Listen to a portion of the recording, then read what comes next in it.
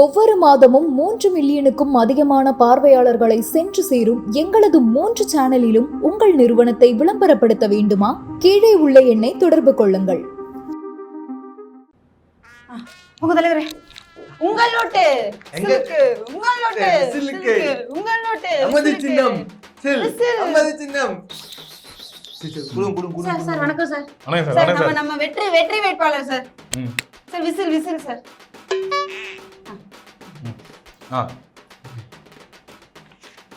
என்ன எதுவுமே எழுதல, எதுவுமே ஃபில் பண்ணவே இல்லை, எதுவுமே ஃபில் பண்ணலையப்பா. ஃபில் பண்ணல தலைவரே. மறந்துட்டேன். என்ன ஃபில் பண்ணி எடுத்துறோம்? பென்னு ஃபில் பண்ணி அதே எடுத்துறோம் இல்லையா? பென்னு திரும்பி தந்துரு. ஏய், அவர் ஃபில் பண்ண தெரியாது, வாங்கி ஃபில் பண்ணி கொடுமா. தெரியாதா? இந்த பேஜ்லாம் விட்டுங்க. தமிழ் தெரியாதா? தெரியாதே.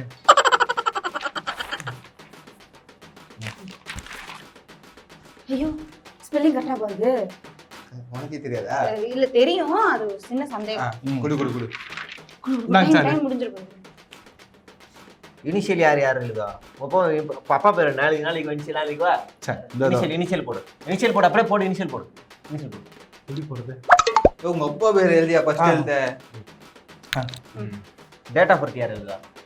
டேட் ஆஃப் பர்த் யார் எழுதா? சார் அதெல்லாம் முக்கியமா சார், தேர்தல்ல போட்டு எழுதி தொலை. வயசு முக்கியம், எழுதி தொலை. இதுல என்ன படிச்சிருக்கேன்னு எழுதவே இல்லை, வெள்ளையா இருக்கு, படிக்கவே இல்லை. படிக்கல சார். இந்த ஃபார்ம் மட்டும் ஓகே. இது என்ன? சொத்து மதிப்பு என்ன சார் எதுவுமே இல்ல சார். எங்க தலைவர் எழுதி இல்லைன்னா வெளியே எந்திரிச்சு போடு. எழுதி. என்னடா கட்சியோட மேனிஃபெஸ்டோ இதுல சேர்த்து வச்சு கொடுக்குறீங்க?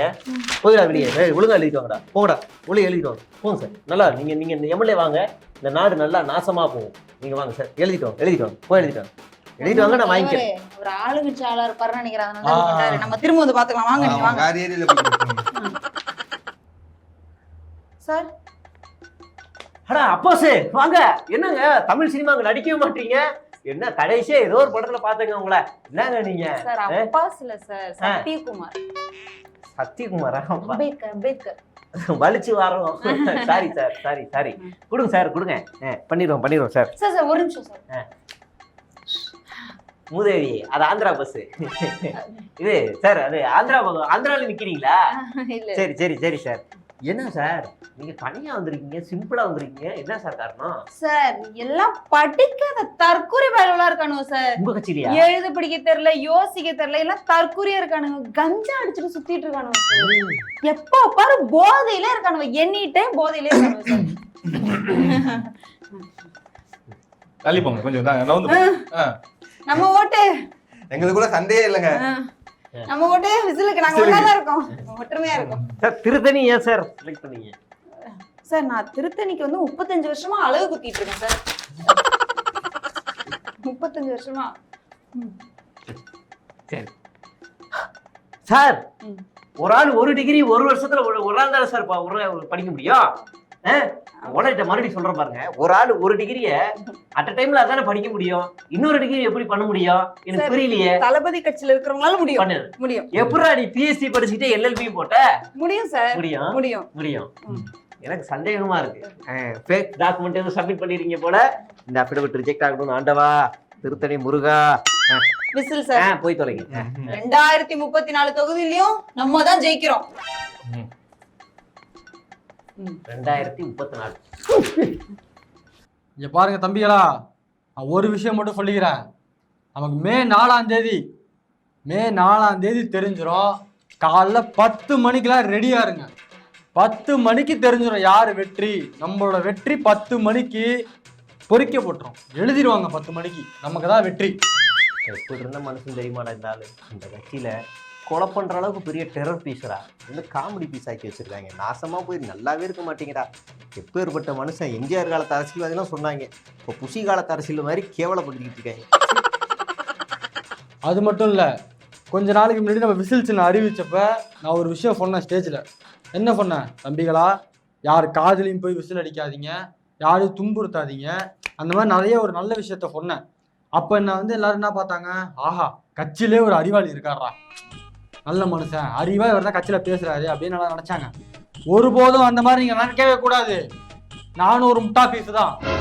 அதனால என்ன சொல்றேன்னா, உங்க வீட்டுல ஒரு குழந்தை இருக்கு, சளிக்கு பிடிக்குது. ஏன்னா இப்போ கிளைமேட் மாறி மாறி வந்துட்டு இருக்கு. குழந்தைங்களுக்கு சளி பிடிக்கிறது வந்து இயற்கை. சளி பிடிக்குதுன்னா ஆஸ்பத்திரிலாம் கூட்டு போகாதீங்க. 1000-500 செலவாகுது. என்ன பண்றீங்கன்னா பக்கத்துல இருக்கிற ஸ்டோர்ல போயிட்டு ஒரு 10 ரூபாய்க்கு விசில வாங்குங்க. வாங்கிட்டு வந்து அந்த குழந்தைகிட்ட கொடுத்து ஊத சொல்லுங்க. ஊதுல அந்த எச்சோட சேர்ந்து விசில் இதெல்லாம் வெளில வந்து சளிலாம் வெளில வந்துடும் விசில் வழியா. புரியுதா? அது மட்டும் இல்லாம முக்கியமான ஒரு விஷயம், நாளைக்கு என்ன பண்ணேன், முதியவர்கள் காதுல போய் ஊதாதீங்கன்னு தான் சொன்னேன். அவங்களுக்கு வந்து ஏதாவது மூச்சு பிரச்சனை இருக்கு, ஹார்ட் ப்ராப்ளம் இருக்குன்னா முதியவர்களே விசில் ஊத சொல்லுங்க. ஊத சொன்னீங்கன்னா எல்லாமே போயிடும், சரியாயிரும். உயிர் போயிடும். உயிர் போயிடும். டாக்டர் பலூன் ஊத சொல்லி சஜஸ்ட் பண்ணுவார்.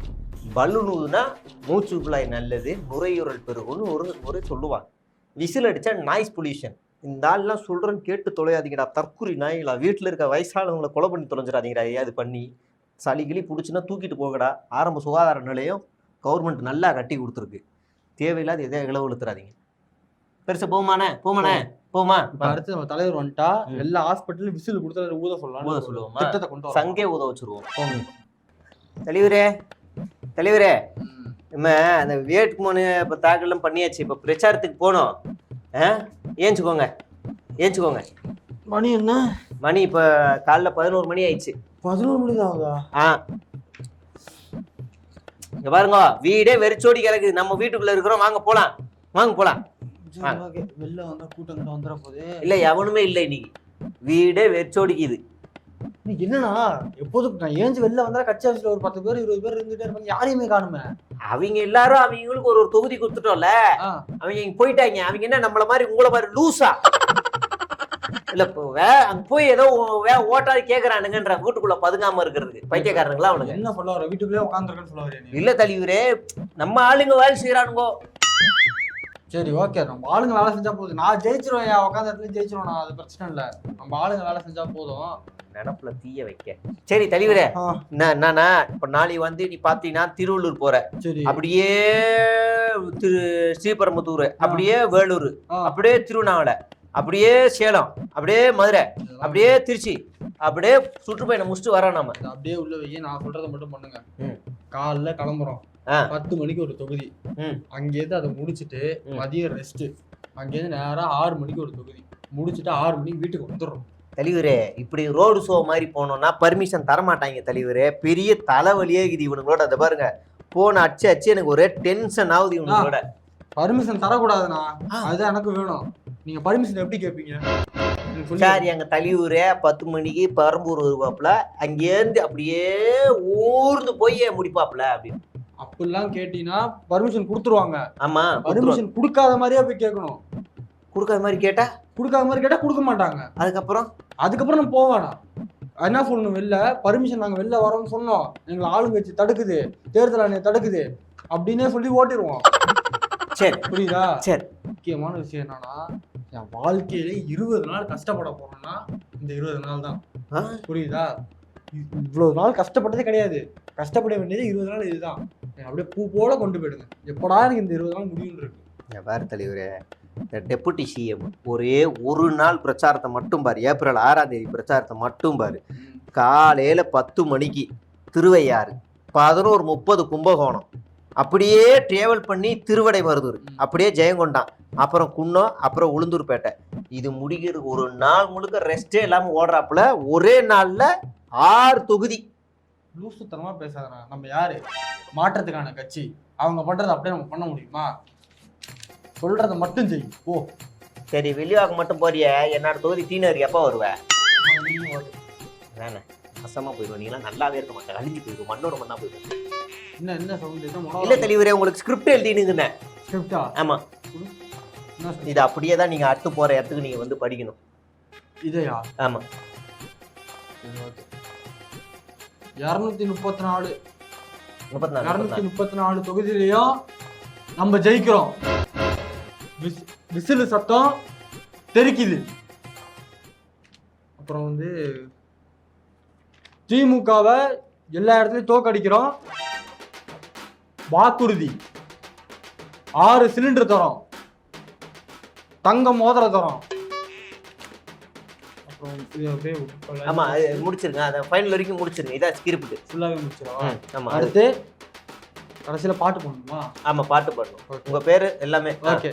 அடுத்து ரைட் சைடுல கையாட்டுறேன். ஏய், அது பிராக்கெட்ல இருக்க படிக்காத மூதேவி. இது சாரி தலைவர். இது மட்டும். இது மேல இருக்கிறது மட்டும் படிக்கணுமா? சரி ஓகே. உங்க உன் பேர் தான், உன் பேர் தான். ஏன் பேரு? உங்க விஜய் விஜய் நான் வரேன். விசில் அடிங்க. செருப்பால அடிக்கணும். மறந்தது. இதா ஸ்கிரிப்ட் உனக்கு காப்பி ஒன்று அனுப்பிச்சிடுறேன். ரெடி ஆயிரு. தேர்தல் வேலை பாருங்க, தூங்கிட்டே இருங்க.